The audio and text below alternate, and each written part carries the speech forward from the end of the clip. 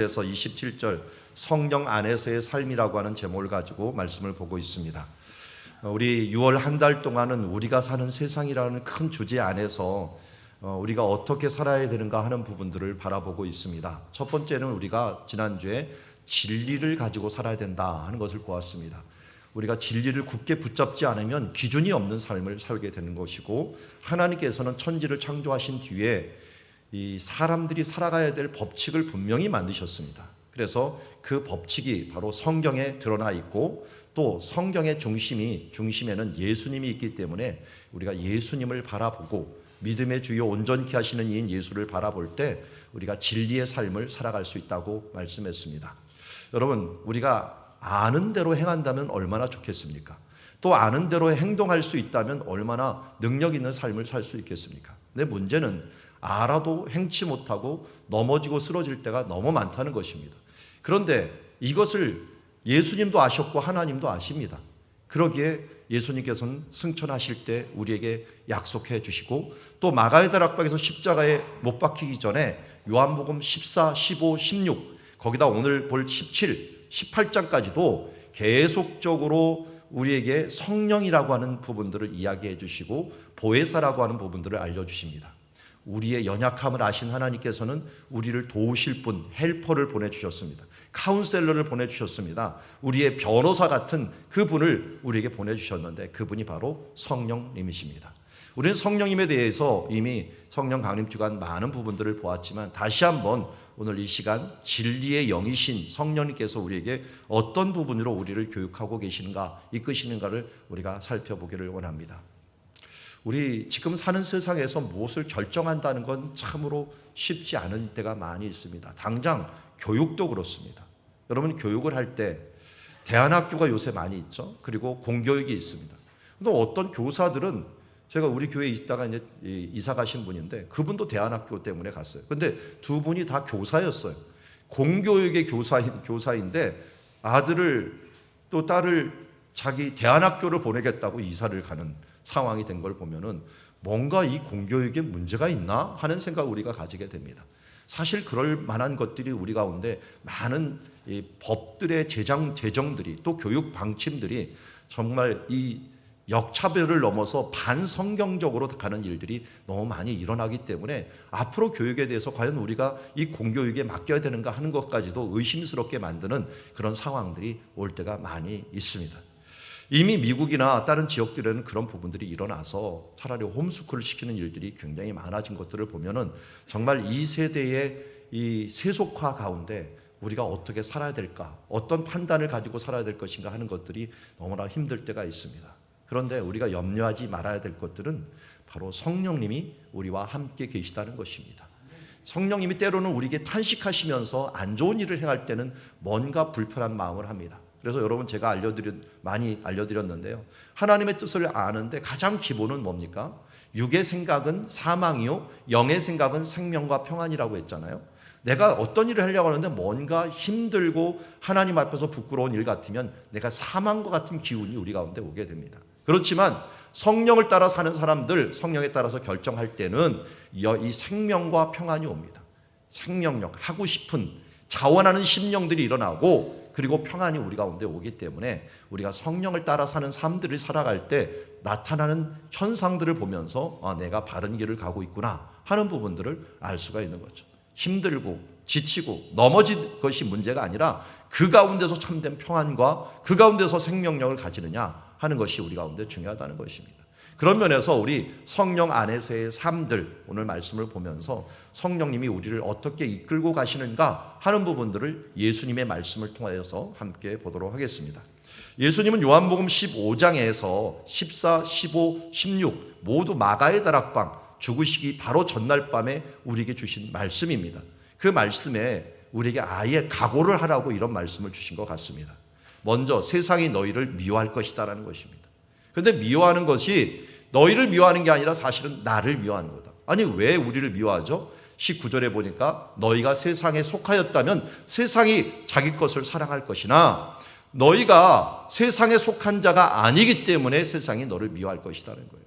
여러분, 죄를 지을 때 같이 죄를 짓고 같이 범죄할 때 같이 범죄를 하면 그 사람은 그 사람들의 친구가 되어서 그를 박해하지 않습니다. 그러나 그 일은 잘못된 거야 하면서 나는 거절을 하고 그 세속적인 향락과 이 타협하는 세상들에서 내가 거절을 하면은 분명히 우리에게 미움이라고 하는 것이 찾아오게 됩니다. 그 미움은 근데 우리가 기억하십시오. 도리어 내가 세상에 너희를 택하였기 때문에 세상이 너희를 미워하는 것이다. 오늘 19절 하반절의 이 말씀을 보면 우리에게 큰 위로가 됩니다. 우리가 미움을 받으면 미움을 받는 그 순간 뭐를 깨닫게 돼요? 세상에 속하지 않은 하나님의 택한 자녀라는 것을 깨닫게 됩니다. 이건 더 이익 아닙니까? 우리가 하나님의 자녀라고 하는 이 특징을 무엇으로 알겠느냐? 나 정말 하나님의 속한 자야? 아니야. 하는데 내가 하나님의 말씀대로 살았더니 세상이 나를 미워해. 미워하는 모습을 보면서 내가 하나님의 택함을 받은 자구나 하는 부분들을 우리가 알 수 있다면 이 마태복음 5장에 나오는 말씀과 같은 거죠.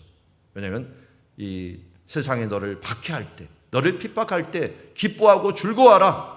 하늘에서 너의 상이 큼이라. 왜? 우리가 하나님의 택한 자라는 이 일들에 대해서 분명해졌기 때문에 그렇습니다.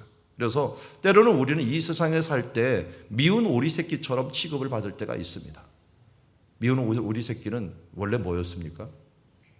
백조였습니다. 그런데 우리 오리가 미워하는 것들은 백조를 미워하는 건 당연한 것 같아요. 닮지 않았으니까. 존재 자체가 틀리니까요. 우리는 이 세상에 속한 자가 아니라 하나님께 속한 자임을 항상 잊지 말아야 되고, 그러다 보니까 우리는 아예 예수 그리스도를 믿는 자들은 하나님 나라에 이르려면 많은 환난을 겪어야 될 것이다 하는 것을 각오하며 살아야 된다는 것입니다. 예수 믿고 나서 편하게 살 생각 안 하면은 예수님의 십자가, 예수님께서 말씀하신 십자가를 내가 지지 않으려고 하는 거예요. 누구든지 나를 따라오려거든 자기 십자가를 지고 나를 따를 것이다. 수고하고 무거운 짐진 자들아 다 내게로 오라. 그리고서 예수님이 내 짐을 다 벗겨줄 것이다 이렇게 얘기했어요? 아니에요. 나와 함께 멍에를 지자라고 얘기합니다. 내 멍에는 쉽고 가볍다라고 얘기합니다. 우리가 일을 이루어내는 것이 보람이지 일을 피하는 것이 보람이 아닙니다. 하나님은 우리가 우리의 십자가를 지고 이것을 이겨내기를 원하고 계십니다. 그것을 위해서 성령 하나님을 주셨고, 성령 하나님이 이 진리의 말씀을 가지고 살아갈 수 있도록 우리를 이 선을 행할 수 있도록 도우시는 것을 이야기하고 있습니다. 그래서 우리는 세상이 미워한다고 그 사람을 미워하면 안 됩니다. 왜냐하면 우리도 은혜로 구원을 받았고 우리가 가진 그 마음이 무엇입니까? 예수 그리스도의 마음. 예수님이 십자가에 달리시면서 뭐라고 말씀하셨어요? 저들의 죄를 용서하여 주시옵소서. 십자가의 사랑으로 우리도 긍휼히 여기고 용서하는 주님의 자녀들이 되어야 될 줄 믿습니다. 오늘도 우리는 성령님이 진리를 드러내는데 특별히 진리를 증명하게 됩니다.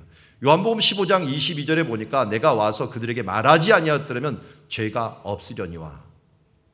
이게 무슨 말일까요? 말하지 않았으면 죄가 없다라고 하는 것은 법이 선포되기 전에는 죄라는 걸 정의할 수가 없어요. 우리가 입법부, 요새 국회라는 게 왜 중요합니까? 법을 만들었는데 내가 만약 예전 한 15년 전으로 돌아가 봅시다. 안전띠를 안 했다고 나를 잡지는 못해요. 안전띠 하십시오. 그래도 안전한 겁니다. 아무리 말해봤죠. 안 해도 상관없어. 그런데 법이 제정이 돼버렸어요. 안전띠 안 하면 이제 벌금을 냅니다. 그러면 그때부터는 핑계할 수가 없어요. 법이 생겨버렸거든요. 근데 예수님께서 이 땅에 오셔서 바로 구원받는 길을 이야기해 주셨어요. 예수님이 내가 길이고 진리고 생명이니 나로 말미암지 않고는 아버지께로 올 자가 없다라고 분명히 얘기하셨습니다. 그리고 예수님이 진리라는 것을 내가 진리를 위하여 태어났고 진리를 위하여 세상에 왔고 진리에 대하여 증언하러 왔다. 내가 진리다라고 하는 걸 분명히 얘기했는데 진리이신 예수님을 믿지 않고 그분을 따라가지 아니하였다라면 어떻게 됩니까? 핑계할 수가 없어요. 예수님이 오시기 전까지는 이게 뭐냐면 유예기간이에요. 유예기간. 이렇게 살아야지, 이렇게 살아야지. 하지만 예수님이 오신 다음에는 선언을 해버렸어요. 이게 법이 제정이 돼버린 거예요. 그 다음부터는 누구든지 핑계할 수 없습니다. 그래서 우리를 신학적으로 얘기할 때는 말세라고 얘기합니다. 법이 선포된 뒤에는 언제든지 심판 가능합니다. 그래서 지금 오셔도 되고 1000년 전, 2000년 전 오셔도 되고 언제든지 법이 선포가 됐기 때문에 믿지 않는 자는 모두 심판을 받는다라고 하는 게 선언이 됐기 때문에 하나님이 지금 오래 참아서 2000년까지 참고 있지만 오늘 오건 내일 오건 예수님이 믿는 자는 구원이요 믿지 않는 자는 지옥이라고 하는 부분들을 분명히 선언해 주셨기 때문에 이때는 말세라고 얘기하는 것입니다. 뭐 그걸 또 좀 더 사용해서 말세 끝이라서 말세 지말이라고 얘기했지만 우리 신학적으로는 모두 말세입니다. 언제든지 이 말씀이 선포되었기 때문에 누구든지 핑계할 수 없다는 것입니다. 그런데도 믿지 않으면 어떻게 되는가? 심판밖에 그게 있을 수 없다는 것을 우리가 알아야 됩니다. 세상 사람들은 우리를 믿는 믿음에 대해서 비과학적이라고 이야기를 하고 있지만 사실 이 성경 말씀처럼 이 모든 해답을 주는 포괄적인 진리가 없습니다. 우리 어제도 제자반에서 공부한 게 이 진리라고 하는 것들은 첫 번째 굉장히 배타적이다. 이거 진리를 양보할 수는 없는 거예요. 진리는. 그렇지만 이 진리가 정말 포괄적이다라고 하는 것들을 배웠어요. 그는 성경처럼 창조부터 말세까지를 모두 말하는 책은 아니 그런 말씀은 이 세상에 찾아볼 수가 없어요. 그리고 이것처럼 변하지 않는 말씀이 없어요. 제가 자주 말씀을 드리지만 2000년, 2200년 전에 성경이 발견되었어요. 그 성경이 1948년에 저 쿰란이라는 곳에 발견이 되었는데 그 성경이 이사야서예요. 이사야서가 발견됐는데 1948년에 쓰고 있는 우리 이사야서하고 이 이사야서하고 비교를 해봤는데 이 이사야서는 계속 사람이 베껴 쓴 거거든요. 베껴 쓰면 뭔가 오류가 나야 돼요. 인간이 하는 이상 뭔가 문제가 생겨요. 뭔가 뭐 받침법도 틀리거나 틀린데 유대인들이 얼마나 철저히 이것을 해왔는지 한 장을 쓸 때마다 글자 수가 몇 개인지를 기록해 놓고 비교하고 또 비교하고 이걸 계속 넘기다 보니까 지금 우리가 쓰는 성경하고 똑같은 성경이 이사야서가 예수님 태어나기 전 200년 전 것이 발견이 됐다니까요. 이게 사람이 할 수 있는 일들이 아닙니다. 진리의 말씀을 보존은 하나님께서 하셨고 이 진리의 말씀의 완성도 하나님께서 하셨다는 거예요. 특별히 예수님께서 죽으시면서까지 내가 진리를 위하여 왔고 내가 진리다. 죽으시면서 다른 것으로 죽기를 원하지 아니하시고 내가 하나님의 아들이다 하는 부분들을 알려주셨다면 예수님을 거짓말장으로 그냥 치부를 하든지 아니면 예수님을 정말로 하나님의 구세주요 하나님의 아들로 붙잡든지 둘 중에 하나는 우리가 해야 될 거 아니에요. 어정쩡하게 서 있지 맙시다. 핑계할 수가 없습니다. 진리이신 예수 우리가 드러났기에 그분이 우리의 길이요 우리의 진리요 생명을 믿고 나아가는 주의 자녀들이 되기를 주의 이름으로 축원합니다. 성령님은 이 일들을 특별히 드러내시면서 오늘 15장 26절에 성령님의 명칭을 이야기합니다. 여기 보니까 내 아버지께서 너에게 보낼 성령을 뭐라고 하면 보혜사라고 합니다. 보혜사. 파라클레토스라고 제가 많이 말씀드렸어요. 파라는 옆에, 클레토스는 말씀하는 자, 옆에서 말씀하는 자예요. 이거는 법적인 용어로는 변호사라고 얘기하고요. 또 그냥 우리가 얘기했던 헬퍼라고 얘기하고 어떤 성경 번역은 카운셀러라고 번역을 하기도 했습니다. 옆에서 우리를 도우실 이 제자들에게 도우실 분으로 예수님이 오셨는데 제자들의 그 당시에는 보혜사가 예수님이셨어요. 그런데 예수님이 승천하시면서 보낼 보혜사가 있다는 것입니다.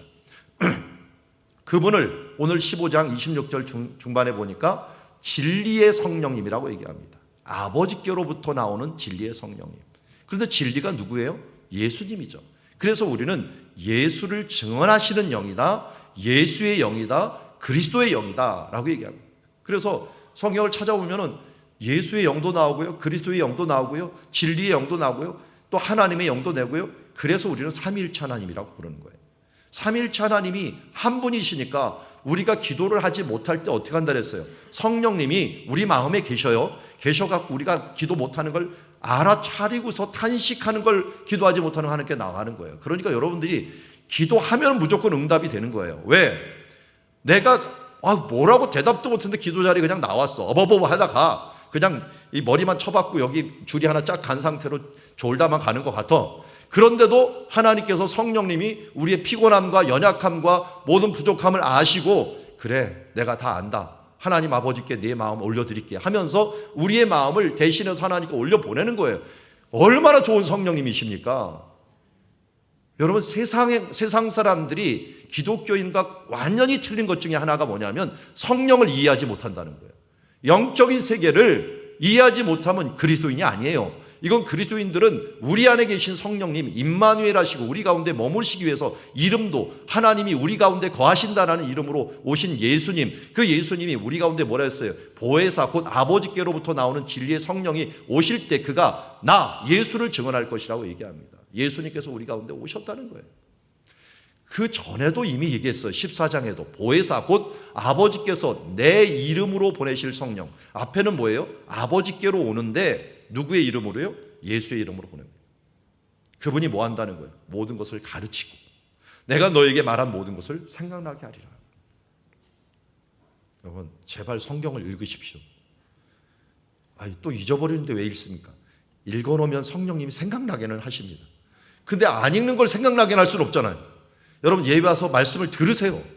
들으시면 어느 순간 성령님이 필요할 때 생각나긴 하셔요.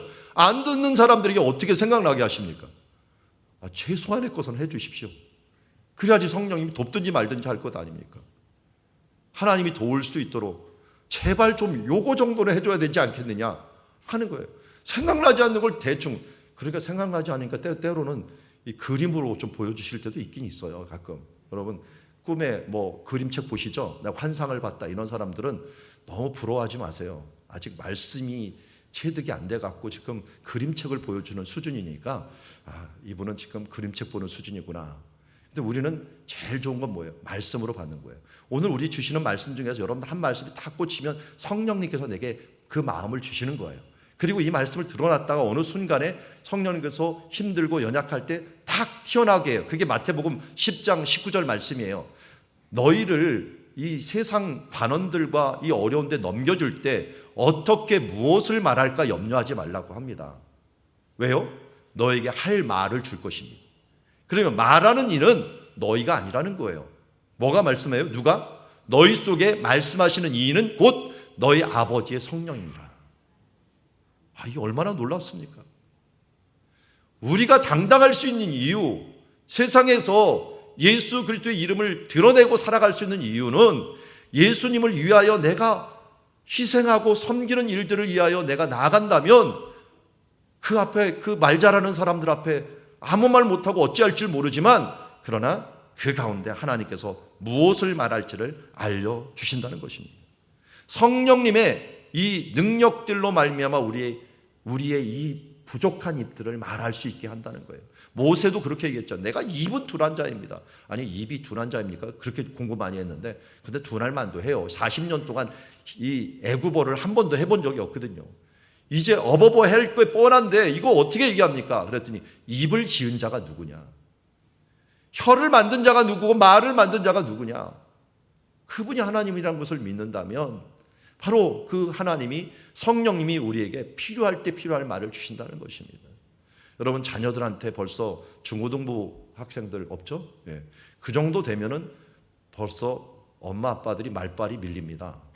그러면 뭘 얘기하려도 잘 안 들을 때가 있어요. 그런데 성경을 얘기하십시오. 하나님의 말씀을 얘기하세요. 그러면 말빨이 안 밀립니다. 왜 그럴까요? 성령님이 생각나게 하십니다. 다른 거 갖고 공부해라 뭐하라 하면 잔소리하면 성령님이 좋은 생각은 안 줘요. 그렇지만 성경 하나님 말씀을 이야기하고 하나님 말씀을 교훈하다 오면 진리의 길을 우리 가운데 알려주십니다. 그럴 때 부모가 존중을 받을 수 있고 존경을 받을 수 있는 마땅한 모습을 보여주십니다. 여러분 성령님의 도움을 받을 수 있는 환경을 많이 마련해 주셔갖고 성령님의 일하심을 체험하고 또 그로 인하여 이건 내가 생각지도 못하는 말들을 하네. 가끔 저도 사모가 애들한테 얘기하는 거 보면 야 똑똑하다 하는데 그 똑똑하다라고 하는 것이 그냥 똑똑한 게 아니라 지혜롭게 얘기할 때가 있어요. 그러면 제가 보면 저건 저 머리에서 나오거나 마음에서 나온 게 아니에요. 분명히 성령님이 하시는 거라는 걸 제가 옆에서 느껴요. 참 대단하다 하는 성령님의 역사를 느끼게 되는데 그러면서 자랑을 하면 안 되는데 하여튼 우리가 잘난 맛을 자랑하면 안 되고요. 성령님을 자랑하고 하나님께 영광 이 모습으로 하나님께 나가야 될 줄 믿습니다. 자, 이제 성령님이 이렇게 진리를 드러내는 일들을 한다면 성령님이 또 하시는 일들이 있어요. 크게 두 번째인데요. 우리가 은둔하거나 세속화되지 않고 우리를 세상으로 파송하시는 일을 합니다. 먼저 성령님이 우리가 은둔하거나 세속화하는 일들을 하지 않게 한다는 것입니다. 자, 은둔한다는 건 뭐냐면 구약적인 사고예요.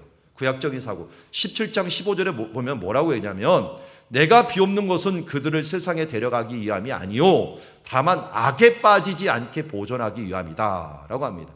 악에 빠지지 않게 보존한다. 이것은 구약적인 개념이 굉장히 강합니다. 왜냐하면 구약에서는 레위기 7장에 보면은 부정한 것, 곧 사람의 부정이나 부정한 짐승이나 부정하고도 가증한 물건을 만지고 여호와께 속한 화목제물이라 고기를 먹으면 그 사람은 자기 백성들이 끊어질 정도가 된다는 거예요. 그래서 성경에는 철저하게 부정한 사람들은 격리를 시킵니다. 우리 코로나 때문에 격리가 아주 효과적이라는 걸 알았는데 이미 3,000년 전부터 3,500년 전부터 하나님께서 구약 성경을 기록하면서 모세에게 부정하면 빨리 격리를 해라 라고 얘기를 합니다. 그래서 거룩이라고 하는 걸 유지하기 위해서 어떻게든지 부정한 것에 격리를 계속해 나갑니다. 심지어 여인들이 한 달에 한 번씩 생리할 때 이건 피가 있으니 격리해라. 또 심지어 오늘 제가 식사 준비하는 팀이 보니까 돼지고기를 썰고 있더라고요.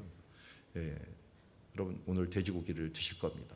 그런데 성경에 보면 돼지고기가 무슨 고기예요? 부정한 고기입니다. 그 주검을 만졌거나 여기 나오잖아요. 그 주검을 짐승이나 이 부정을 만졌으면 그 가운데서 구약시대 때는 이렇게 예배로 나오면 그 사람은 자기 백성 중에 끊어진대요. 야, 오늘 돼지고기 썰었던 집사님들, 권사님들 어떻게 하나 하는 생각이 있는데 다행히 예수님이 오셔서 이 모든 문제를 해결해 주셨습니다. 자, 예수님이 어떻게 하셨는지 한번 보세요. 누가복음 5장 13절을 보니까요. 나병이라고 하는 것은 전염병과 같은 그 시대에 우리는 나병이라고 하는 나병 환자를 얘기하는 게 아니라 모든 피부병을 얘기해요. 성경에서는. 피부병을 옮길 수가 있거든요. 그런데 예수님이 이 피부병 옮기는 사람들은 부정하다 해갖고 그를 아예 마을 밖으로 쫓아내라고 합니다. 집안 사람들조차도 그를 절대로 만지면 안 된다는 거예요. 그러니까 나병이 걸리는 동시에 어떤 누구하고도 접촉을 못해요. 그런데 예수님이 어떻게 하고 있어요 지금? 그에게 다가가고요. 손을 내밀어 그에게 대시며 깨끗함을 받으라 하신데 나병이 곧 떠나니라. 이거는 그 시대 사람들에게 아주 충격적인 일이었어요. 아니 말로 그냥 고치면 될 걸 갖다가 왜 가갖고 손까지 얹어요. 아마 제가 반대로 나병 환자가 입장에서 제가 생각해 볼게요. 그러면 예수님이 갑자기 내 머리에 손을 얹었는데 깜짝 놀랐을 거예요. 가족들조차도 나에게 손을 안 대는데 내게 손을 댄다? 아마 눈물이 쏟아졌을 거예요. 그냥 안 고쳐져도 자기에게 사랑의 손을 하나 던진 이 예수님의 이 모습 앞에 감동을 해서 안 고쳐져도 상관없습니다. 정말 감사합니다. 그 사랑이 느껴져서 사랑의 눈물을 흘렸을 거예요. 감동의 눈물을 흘렸을 거예요. 그런데 거기에 예수님이 그를 고쳐주십니다. 이 일이 왜 구약적인 사고가 아니라 유대인들 사고가 아니라 왜 이런 일들이 예수님은 하시는가 봤더니 요한복음 7장에 그것을 말씀하셔요. 나를 믿는 자는 성경의 이름과 같이 그 배에서 생수의 강이 흘러나리라. 여러분 씻을 때 어떤 물에 씻어야 돼요? 이스라엘의 성경에서요 반드시 손을 씻고 먹으라 그랬거든요. 근데 이 손을 씻고 먹는 이 정결 예식할 때 법칙이 하나가 있어요. 그들의 법칙이 뭐냐면 흐르는 물에 반드시 씻어야 돼요. 흐르는 물에. 고인 물에 씻으면 안 돼요. 그래서 물을 떠오더라도 샘이 솟아나는 물 이걸 떠와야 되고 그게 아니더라도 물이 흘러가는 곳에 있는 곳에 물을 떠야지 정결 예식을 할 수가 있어요. 이거는 정말 하나님이 주신 법칙이기도 하지만 제가 아는 분이 좀 안타까운 일을 당했어요. 너무 오래전이긴 하지만 이스라엘에서 테러 당해갖고 폭탄을 맞았죠. 그러니까 폭탄이 터졌는데 그 일을 생생하게 얘기해 주더라고요. 터졌는데 그 뭐가 파편이 날라오는 거 둘째치고 뻥 터지자마자 자기 눈앞에 봤대요. 이런 불기운이 있죠. 불기운. 그 불기운이 확 퍼져나가더래요. 근데 자기를 확 지나가더래요. 지나가는데 그 불기운에 온몸이 다 화상을 입었다는 거예요. 그것 때문에 죽는다는 거예요. 그러니까 파편 맞아서 죽는 사람보다 그 불에 타 죽는 것들이 더 많다는 거예요. 그분들은 한 70% 화상을 다 입었어요. 그래도 이스라엘에서는 원래 화상이 너무 많으니까 이 기술이 좋아갖고 이걸 하는데, 그때 치료할 때 얘기를 해주더라고요. 치료할 때 제일 힘든 게 뭐냐? 긁어내는 거래요. 화상이 입은 걸 긁어내갖고 넓적다리에 있는 걸 막 붙이는데, 얼굴은 하겠더래요. 얼굴은. 그러다 아무리 아프더라도. 그런데 이 몸의 안에 있는 이 흉터는 도저히 힘들어서 못하겠더래요. 그래서 지금 몸 안에 있는 흉터는 안 하고 밖에 있는 것만, 일단 보이는 것만 했다고 이렇게 얘기하면서, 그래도 그 의사가 이 조치를 해주는데, 치료약을 주는데 다른 치료약 없다고, 깨끗하게 흐르는 물에 계속 씻으라고, 계속 씻으라고, 곪지 않게 계속 물을 흘려보내갖고 씻으라고 하더라고요. 자연 치유에서도 흐르는 물, 깨끗한 물을 계속 치유하는 것들이, 그게 그 몸을 치료한다는 것을 안다면 영에 대한 부분들로 마찬가지라는 거예요. 생수의 강이 흘러나니까요, 우리가 더럽고 추한 것들이 머물러 있다면 우리 그걸 막아야 되겠죠. 그렇지만 우리 배에서 생수의 강이 흘러나요. 성령의 은혜가 계속 흘러나요. 흘러나니까 다른 사람에게 손을 대어도 내가 더러워지는 게 아니라 계속적으로 흘러나가고 그들을 씻어주고 깨끗하게 만드는 거예요. 그래서 우리가 성령 충만하면 그냥 머물러 있는 자가 아니라 사도행전 1장 8절에 얘기합니다. 땅 끝까지 이르러 내 증인이 될 것이다. 어떻게? 먼저 성령이 너에게 임하여야 됩니다. 그리고 그 권능이 임하여고 성령 충만이 함께 함으로 모든 사람들에게 영향력을 미칠 수 있는 사람이 된다는 거예요. 그리고 구약과 신약의 가장 큰 다른 점은, 구약에는 성령의 충만함이 없다 보니까 방어하기에 급급했어요. 그러나 이제는 성령님이 우리 가운데 오심으로 말미암아 악에 빠져 보존하는 것뿐만 아니라 세상을 변화시킬 수 있는 사람으로 우리를 보내신다는 거예요. 그래서 성령님은 우리를 악에 빠지지 않게 보존하실 뿐만 아니라 이제 그 아버지께서 나를 보내신 것 같이 나도 그들을 세상에 보낸다. 성령의 생수의 강을 흘려보내는 우리가 된다는 것입니다. 오늘 우리가 찬양했듯이, 그래서 우리는 이 땅에 머물라고 우리끼리 짝짝꿍하는 그런 시대가 아니라, 우리가 성령의 충만을 받아 세상으로 보냄을 받아서 우리가 세상을 변화시킬 수 있는 사람이 될 수 있다는 것입니다. 다만 성령의 충만함을 먼저 받고 가라는 거예요. 그래서 우리가 일주일이 지나면 또 우리가 나도 모르게 이것저것 오염되고 이쪽으로 약해질 부분도 있으니 또 함께 모여서 우리가 함께 나가야 됩니다. 우리 진리의 성령님 얘기하잖아요. 진리의 성령님, 이 뒤에도 나오겠지만 진리의 성령님으로 우리가 거룩하게 되는 것입니다. 그래서 이 거룩을 유지하기 위해서 이제 은둔하거나 또 세상에 이렇게 속해갖고 더러워지는 것이 아니라 적극적으로 하나님의 나라를 위하여 나가는 것입니다. 그래서 요한복음 17장은요, 예수님이 대제사장적인 기도라고 해갖고 우리를 위해서 십자가에 달리기 전에 기도한 거예요. 그런데 20장은 부활하자마자 예수님께서 나타나셔서 하신 말이에요. 부활하자마자 예수님께서 나타나셔갖고 제자들을 향하여 말씀하시되 아버지께서 나를 보내신 것 같이 나도 너희를 보내노라. 예수님은 죽으시기 전에도 죽으신 후에 부활하신 후에도 우리에게 계속 얘기합니다. 보혜사 성령님이 너에게 임하시면 너희가 권능을 받을 것이고 이 권능을 받고 샘솟는 은혜를 가지고 이 세상을 변화시키는 사람이 되라 라고 우리에게 말씀하고 있는 것입니다. 오늘 성령님은 이제 은둔하거나 세속하지 아니하고 결국은 우리를 파송하셔서 하나님의 나라를 이룬다라고 하는 이 부분들을 잊지 말고, 그래서 이 일을 위해서 하나님께서 어떻게 하십니까? 17장 17절을 보니까 진리로 거룩하게 하옵소서. 하나님의 진리의 말씀인데 예수님이 진리잖아요. 진리가 우리 가운데 임하셨어요. 우리가 진리로 그냥 머물지 아니하고 진리로 또한 내 마음과 삶들을 거룩하게 하고 또 다른 사람들을 거룩하게 하는 것으로 나갈 수가 있습니다. 여기 지난주에 보았던 말씀이야. 이거 똑같이 17절 말씀은 아버지 말씀은 진리이다 라고 하는 건 뭡니까? 성경은 진리이고 또 예수님이 진리이기 때문에 성경 말씀의 핵심이고 그 진리가 우리를 거룩하게 한다는 거예요. 진리가 우리를 자유롭게 한다 해서 물고기 얘기를 들었어요. 물고기가 물속에 있을 때 자유로운 것처럼 우리가 진리 안에서 자유롭습니다. 그러나 자유로운 것만으로 끝나는 게 아니라 자유로움을 넘어서 우리가 거룩하게 되고 성화가 되는 것이 필요합니다. 거룩하게 되는 것들, 우리가 디모데전서 4장 5절 말씀을 얘기했어요. 자, 디모데전서 4장 5절 같이 한번 읽어볼까요? 시작. 하나님의 말씀과 기도로 거룩하여 짐이라. 여러분, 하나님의 말씀과 기도가 있는 시간이 어떤 시간이에요? 예배예요, 예배.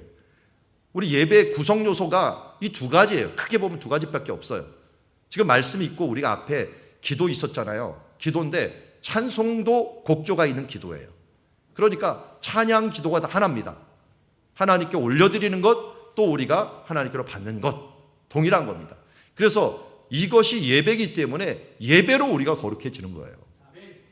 그래서 매주 우리가 예배 드리는 것들은 하나님께서 우리에게 원하시는 예배이고, 함께 모여서 진리로 거룩하게 되었고 거룩한 존재가 되어서 마태복음 5장 14절처럼 세상의 빛으로 살아나는 것이에요. 그래서 세상을 변화시키는 빛이 되어서 산에 있는 동네가 숨기지 못하는 역사를 이루게 되는 줄 믿습니다. 이제 우리는 은둔하거나 세속에서 벗어나 하나님의 파송의 역사를 통하여 예수의 삶을 살아내는 주님의 자녀가 되어야 될 줄 믿습니다. 좀 어려운 이야기지만 한번 말씀을 드릴게요. 우리가 예수를 믿으면 구원을 받습니다. 이걸 믿으시죠? 네. 구원을 받는 것에서는 두 가지 구원이 있다는 걸 기억하십시오. 첫 번째는 태어나는 구원과 두 번째는 자라나는 구원입니다. 그래서 성경에는 구원을 이루라라고 하는 말씀을 하십니다. 그런데 구원을 이루는 일들에 있어서는 그럼 내 노력 갖고서 구원을 이루느냐? 여러분, 태어날 때도 예수님의 보혈의 공로로 구원을 얻었지만 구원을 이루는 삶도 예수님을 통하여 이루어지게 됩니다. 예수님은 진리의 삶을 살았어요. 완전한 삶을 살았어요. 우리 전도폭발에도 말하는 게 예수님은 완전한 삶을 살았다라고 얘기를 합니다. 그럼 완전한 삶을 살은 예수님과 우리가 무슨 관계가 있느냐? 내가 예수님을 믿음으로 나도 완전한 삶을 사는 자로 인정을 받는다는 거예요. 조금 이상하죠? 그럼 나 안 살아도 되나요? 예. 이거 같아요. 기차가 갑니다. 기차가 가는데 기차가 하나님 나라를 향해 막 가고 있는데 기차는 계속 가고 있어요. 이 기차가 예수님이에요. 예수님은 계속 우리를 감싸고서 계속 가고 있는 이 안에서 내가 어떻게 살아가느냐 하는 것들은 이 가는 방향과 구원과는 상관이 없어요. 예수님이 우리를 위해서 다 살아내셨기 때문에 우리는 그 기차 안에서 살아갑니다. 물론 그 기차 안에서 칭찬받고 인정받고 또 상급받고 하늘나라 가서 상급받는 게 결정이 될 수는 있어요. 그렇지만 살아내는 것은 예수님께서 다 살아내신 거예요. 그래서 하나님 나라 갈 수 있는 거예요. 여러분, 그냥 태어나기만 해서 끝났다면 버려진 아이와 같은 거예요. 버려지지 아니고 성령님이 끝까지 우리를 보증해 가고 가기 때문에 예수님은 진리의 삶을 살아내셨기 때문에 예수의 영이신 성령님은 그를 믿고 의지하는 자에게 예수님의 삶을 살게 하시고 그 삶 안에서 구원을 받게 하신다는 거예요. 그래서 이미 우리는 구원을 두 개나 받은 거예요. 거듭나는 구원, 그리고 살아내는 구원, 이 부분들을 받았기 때문에 지금 죽어도 천국이 될 수가 있는 거예요. 왜? 내 힘으로 구원받은 게 아니고 하나님의 은혜로 구원받았기 때문에. 그렇다고 마음대로 살라는 건 아니에요. 그 안에서 하나님 백성답게 살아가는 거예요. 더 자존심을 가지고, 더 자신감을 가지고, 담대함을 가지고 살아가는 것이 하나님의 말씀인 줄 믿습니다. 이제 마지막으로 이 성령님이 하시는 일들은 뭐냐면 세상을 이기도록 신자를 무장시킨다는 겁니다. 특별히 우리에게 두 가지를 무장시킵니다.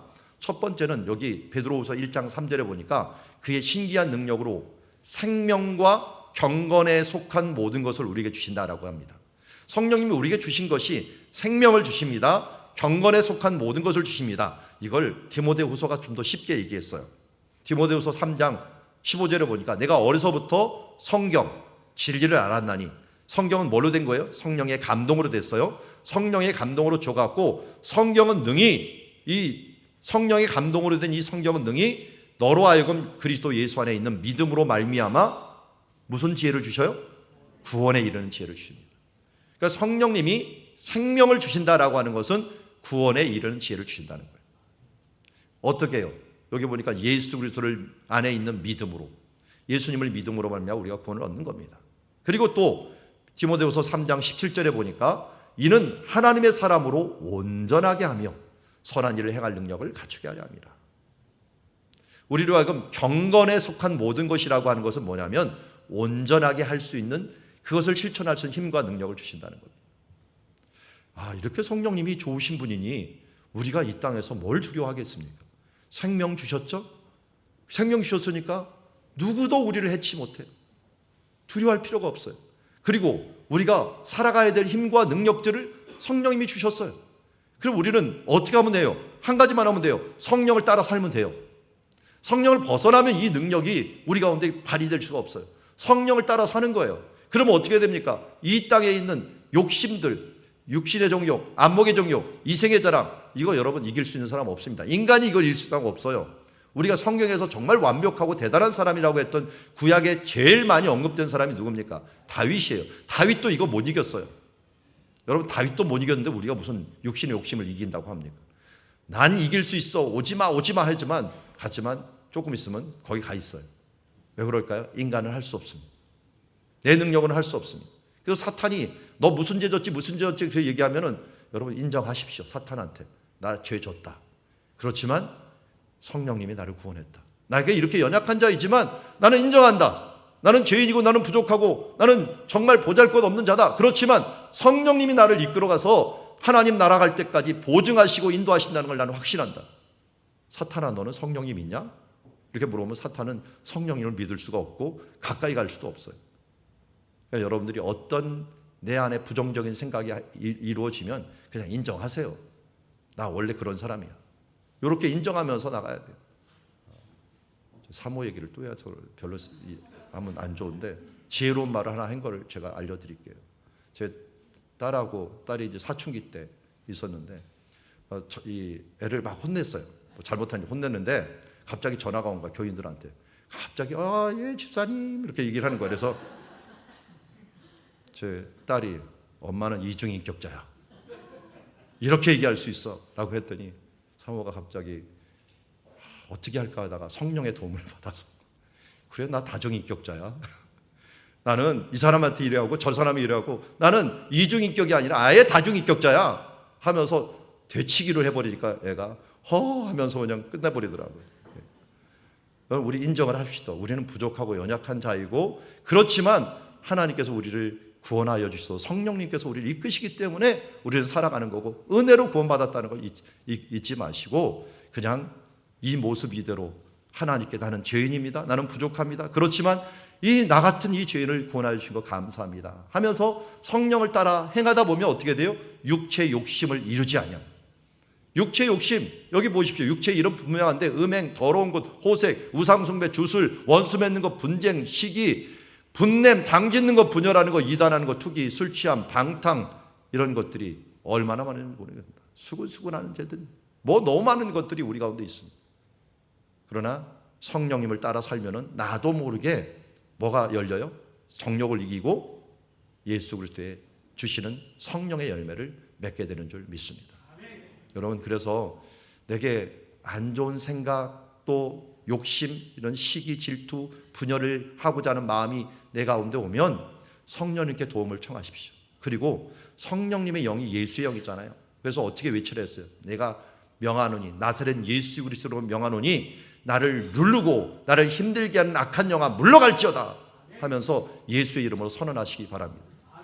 저는 효과를 본 사람이라서 진짜 이 약이 좋다는 것을 다시 한번 알려드립니다. 예수 그리스도의 이름 이 약 정말 좋습니다. 제가 어떨 때는 너무 피곤할 때는 막 가위에 눌릴 때가 있어요. 가위에 눌릴 때는 그때도 제가 이걸 사용하면은 이상하게 이 악한 영 눌리는 것조차도 막 떠나가는 것을 보게 됩니다. 그래서 예수의 이름으로 외치시고 이 성령님의 이름으로 이 모든 것들을 이겨낼 수 있는 우리 강력한 그리스도인들이 되기를 주의 이름으로 축원합니다. 이제 성령님을 세상을 이길 수 있도록 무장시키는 것 중에 하나가 뭐냐면 또 은사입니다.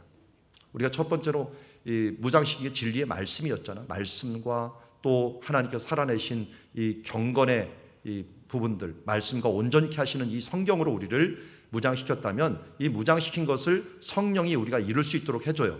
그런데 성령이 또 뭘 주시냐면 은사까지도 주세요. 은사. 우리 새로 태어난 아이 중에 하라가 있는 거 아십니까? 네, 하라. 원래 하라라고 하면 안 됩니다. 하라라고 해야 된다. 하라. 네, 좀 여기가 좀 거란 목소리를 하라 이렇게 얘기하는데 하라가 어디에서 나온 거냐면 하라가 기쁨이에요. 기쁨. 헬라어입니다. 헬라어. 하라가 뭐하고 뜨냐면 카리스하고 똑같아요. 하리스라는 말이 은혜입니다. 이 하리스라는 말에서 나온 게 카리스마입니다. 카리스마. 카리스마가 은사예요. 다 같은 짝을 이루고 있어요.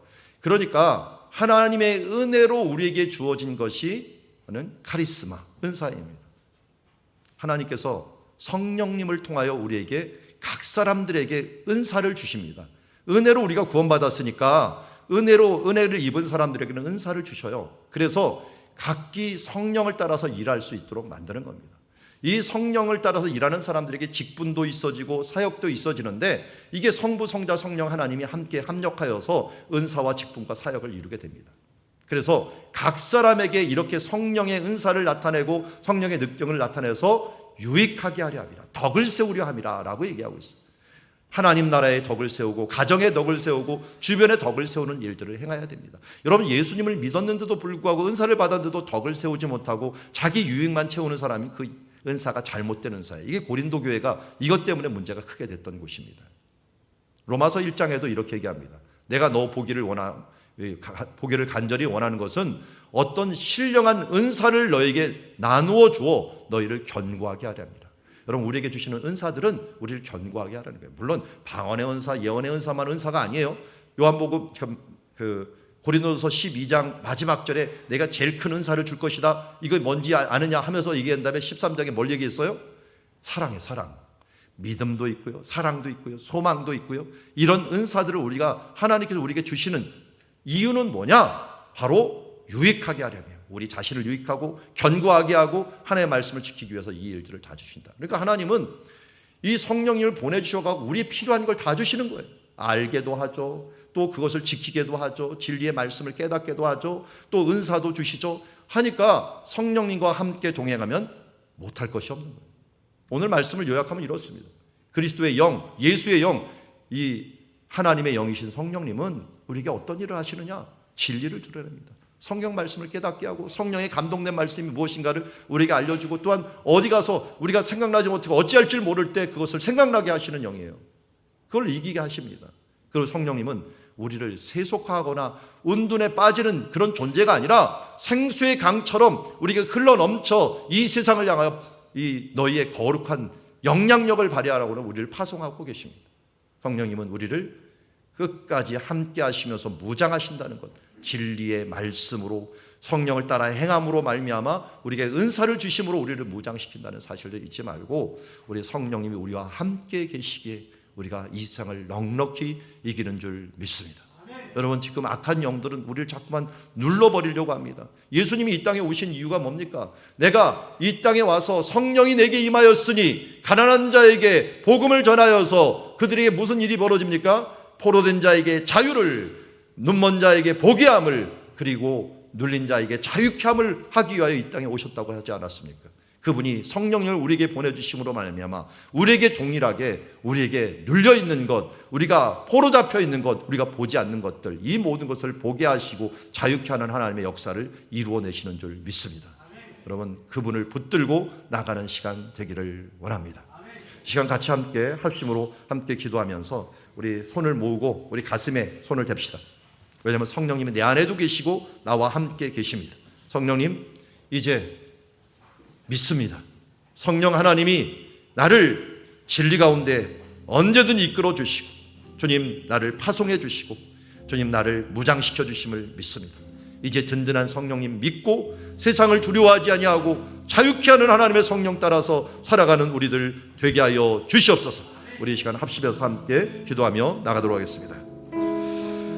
하나님 감사합니다. 진리의 성령님이 오늘도 우리 가운데 와 주시어서 우리를 진리 가운데 이끌어 주심을 감사드립니다. 이 시간 그리스도의 영, 예수의 영, 하나님의 영, 성령님이 오늘도 진리를 드러내 주심을 감사합니다. 우리를 파송하시는 주님, 우리를 무정하시는 주님, 생수의 강처럼 우리 가운데 흘러넘치는 주님, 주님 감사합니다. 이제 성령 안에서 성령으로 승리하는 주의 자녀들 모두 될 수 있도록 아버지 도우시고 축복하시고 인도하여 주시옵소서. 이는 힘으로 될 수 없습니다. 능력으로 될 수 없습니다. 오직 성령님의 감동만이 우리들의 삶을 회복시키시고 인도하여 주시고 역사하여 주는 줄 믿습니다. 주님, 이제 우리 가운데 와주심을 감사합니다. 예수를 믿는 자들에게 찾아와 주시어서 세상이 도저히 흉내도 못되는 평강과 은혜와 능력과 권세를 가지고 하나님의 일들을 이루어내가는 하나님의 은총을 감사드립니다. 주여 영광 받으시옵소서. 주여 오늘도 우리의 삶을 통하여 우리의 연약함과 부족함을 통하여 하나님 영광 받아 주시옵소서.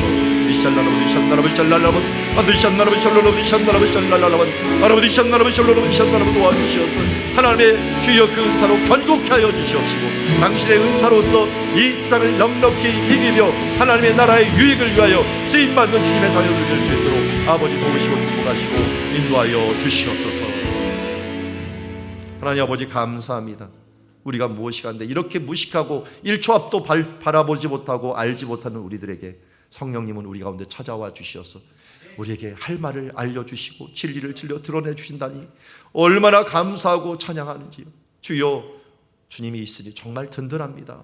감사합니다. 주님 우리 가운데 우리 이 힘으로는 도저히 세상의 정욕을 이길 수도 없고 이 세상에서 도망가든지 아니면 이 세속에 속하여 타협할 수밖에 없지만 성령 하나님께서 이렇게 우리를 보호해 주시고 인도해 주시고 이제는 하나님께서 무장시키기까지 하셔서 이 세상을 향하여 나아가게 하심을 감사합니다.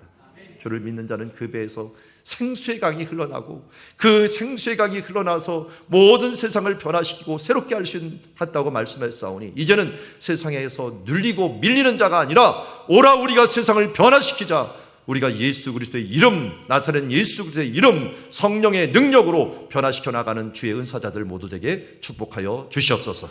예수님의 이름으로 기도드리옵나이다. 이제는 우리 주 예수 그리스도의 은혜와 하나님 아버지의 극진하신 사랑과 성령의 교통하심 오늘도 예수 그리스도의 이름으로 보내심을 받아 세상을 변화시키겠다고 다짐하는 주님 안에서 성경대로 행하여 모델이 되고 모범이 되기를 원하고 그렇게 간절히 바라는 우리 사랑들이 가족들 위해 이제로부터 영원토록 함께 계실지어다.